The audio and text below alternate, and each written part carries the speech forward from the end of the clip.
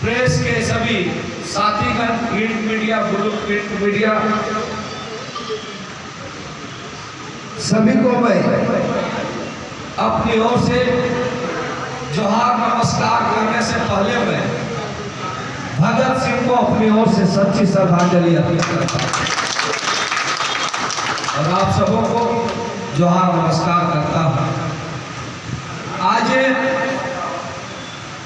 बहुत सारी बातें हमारे अभिभावक ने आप सबों के बीच में रखे, हमारे जिला अध्यक्ष जी ने रखे, हमारे प्रखर वक्ता भाई संजय तिवारी जी ने अपनी बात को रखे। चुनावी माहौल है, मैं बहुत किसी पर आरोप प्रत्यारोप नहीं लगाऊंगा, लेकिन आज समय है विचार करने का। और हम और आप अगर विचार नहीं कीजिएगा तो जिस तरह से देश में जो हालात है, दिन प्रतिदिन आरक्षण समाप्त की बात कही जा रही है, संविधान बदले जा रहे हैं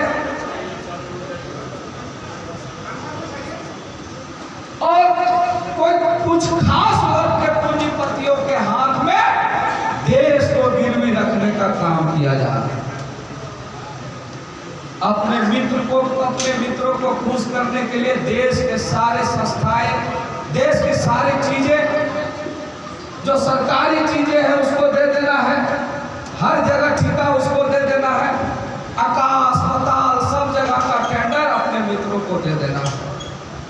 ये जग जाहिर है। आज भारत, आप देख रहे होंगे कि किस तरह से आज से 2 दिन पहले एक फोटो वायरल हुआ। देश के पूर्व मंत्री, देश के पूर्व उप प्रधानमंत्री लाल कृष्ण आडवाणी जी को सम्मानित किया जा रहा था। वहां पर हमारे देश के प्रमुख के जो संवैधानिक प्रमुख, संविधान के प्रमुख है, श्रीमती द्रौपदी मुर्मू जी को खड़ा रखा जाता है और देश के जो सेवक बोलने वाले प्रधानमंत्री कुर्सी में बैठते हैं। एक तरफ बोलते हैं कि हम महिलाओं को सम्मान देने के लिए तैयार है, 33% आरक्षण लाने की बात करते हैं। दूसरी तरफ वो बोलते हैं कि हम आदिवासियों के हितैषी हैं, आदिवासियों के प्रेमी हैं, हम आदिवासियों को आगे बढ़ाना चाहते हैं। और एक आदिवासी बेटी को वंचित किया जाता है, कुर्सी में बैठने नहीं दिया जाता है, लोकसभा का भवन बनता है, देश के राष्ट्रपति महामहिम महोदया को उसमें आमंत्रित नहीं किया जाता है, देश में राम मंदिर बनता है, देश के बड़े बड़े उद्योगपतियों के लिए कुर्सी लगाया जाता है, बड़े बड़े लोग आते हैं, लेकिन राष्ट्रपति को उसमें आमंत्रित नहीं किया जाता है। तो आप समझ सकते हैं इनका सोच किस तरह से है। जब हमारे संविधान प्रमुख को ये सम्मान नहीं दे सकते हैं तो डॉक्टर भीमराव अम्बेडकर के बनाए हुए संविधान को कैसे रक्षा कर सकते हैं? ये हम सबको तो समझने की जरूरत है। किसान की बात करने वाला प्रधानमंत्री 2014 से 19 का इतिहास ले लीजिए, सबसे ज्यादा किसानों ने आत्महत्या की है तो नरेंद्र मोदी के सरकार में किया है। और इसका उदाहरण भी देखेंगे कि आचार संहिता लगने के बाद भी आंदोलनकारी लोग किस तरह से ये किया गया, लोग पूरे देश के लोग आक्रोशित। जल जंगल जमीन की बात करते हैं, सबसे पहले जो 2013 भूमि अधिग्रहण विधेयक था, नियम था, उसको भी बदलने का प्रयास किया। हमारे एसटी एससी एक्ट, जो हमारे आदिवासी अनुसूचित जनजाति के लिए जो कवच का काम करता था, उसको भी छेड़ने का काम किए। लेकिन देश में विद्रोह हुआ, लोग विरोध किया, तब वो नहीं है। तो कहीं ना कहीं हर जगह पर आप देखते हो, मैं आप सबों से कहने के लिए आया हूं, जयप्रकाश भाई पटेल जरूर चुनाव लड़ रहा है, लेकिन मैं कहता हूं इंडिया गठबंधन का एक कार्यकर्ता चुनाव लड़ रहा है। जयप्रकाश 50 सांसद बनेगा तो इंडिया गठबंधन का एक एक नेतृत्व करता और एक एक कार्यकर्ता सांसद बनेगा। ऐसा मैं भगत सिंह के सामने आपको विश्वास दिलाता हूं। इसलिए आज आपको समझना है और आज चौपारण की धरती को मैं नमन करता हूं। बरही से बारागोड़ा तक यह आवाज जाना चाहिए कि झारखंड के लोगों ने ठाना है कि 14 के 14 लोकसभा इंडिया गठबंधन के प्रत्याशी उनका झारखंड का विकास से मतलब नहीं है, उनका मतलब है झारखंड के खनिज संपदा को लूटने का। उनको झारखंड के जल जमीन को लूटने का मकसद है। इसलिए आपको मैं सचेत करने के लिए आया हूं। हजारीबाग में टेकलाल बाबू 4 बार सांसद के चुनाव लड़े, ये अलग बात है, वो सांसद यहां से नहीं बने, लेकिन आप ही के आशीर्वाद से गिरिडीह में जाके सांसद बने। और 1991 के बाद से अगर हम चुनाव जो आंकड़ा है उसको गौर करेंगे, कभी टेकलाल बाबू गठबंधन के तहत चुनाव नहीं लड़े। लेकिन आप 1991 की तुलना को देख लीजिए, जहां पर जनता दल, कांग्रेस और सारे दल एक थे, निर्दलीय टेकलाल माधव ने 2 तलवार एक ढाल पर 63,000 वोट लाने का काम किया। 1999 में भी वो निर्दलीय लड़े, जोड़ा पत्ता में 99,000 वोट का लाने का काम किए। और 1998 में भी देख लीजिएगा, अकेले टांगे छाप में 1,47,000 वोट लाने का काम किया। और जब जब हमारा वोट बढ़ा है, सांप्रदायिक ताकतें यहाँ मजबूत हो गई है। और हमारा जो है माहौल खराब हुआ। हम यूपीए फोल्डर के लोग जो धर्मनिरपेक्ष की बात करते हैं, हमारे सभी लोगों को लेकर चलने की बात करते हैं, हम बिखरे तो दूसरा लोग फायदा उठाया है।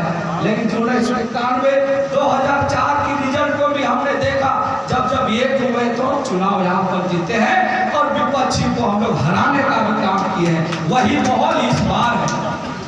2014 और 19 के पहले क्या माहौल था मैं नहीं जानता हूँ इस लोकसभा में, लेकिन जिस दिन से मैं कांग्रेस में शामिल हुआ, हजारीबाग के 5 विधानसभा में सर्वे कर लीजिए, आपको एक ही चीज मिलेगा कि हजारीबाग की जनता ने बीजेपी को बहुत देखा, इस बार जेपी को देखने का मौका है। ये सभी तरह का माहौल है, ये सिर्फ बरही का नहीं है। आप मांडू चल जाइए, बड़कागांव चल जाइए, रामगढ़ चल जाइए, और विश्वास नहीं हो, जिस सदर विधानसभा में लोग कमल फूल को वोट डालते थे, आज बोला है कि हम हाथ का साथ देंगे। ये साथ के लोगों का मामला है मित्रों। इसलिए मैं किसी का विरोध नहीं बोलूंगा, मैं किसी का टिप्पणी नहीं करूंगा, लेकिन इतना सत्य है कि हजारीबाग को बचाना है। क्योंकि बचाना इसलिए है, अगर देश का राजा अगर व्यापारी हो जाए तो देश नहीं चलेगा।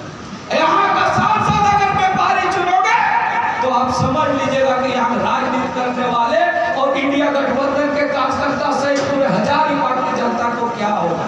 इसलिए मैं निश्चित रूप से आप सब से कहूंगा कि आज दोनों हाथ खड़ा करके भगत सिंह के हाथ में संकल्प लीजिए और जोर से जयकारा लगाइए, इंडिया गठबंधन जिंदाबाद,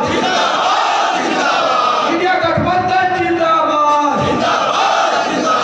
सोनिया गांधी जिंदाबाद, सोनिया गांधी जिंदाबाद, मल्लिकार्जुन खड़गे जिंदाबाद, राहुल गांधी जिंदाबाद,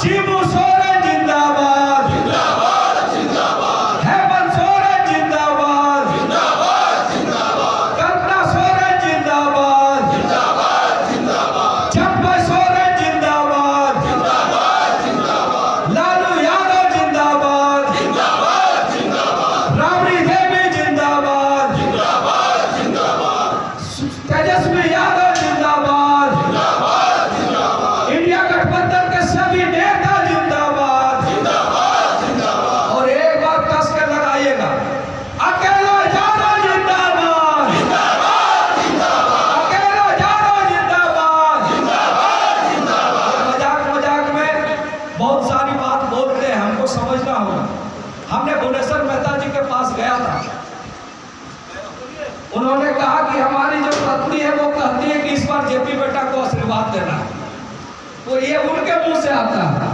तो हमने कहा चाचा हजारीबाग की जनता ने 2 बार सांसद आपको चुन लिया, अब आशीर्वाद दीजिए, आप सांसद बन लिए, आप सांसद का बाप बनिए।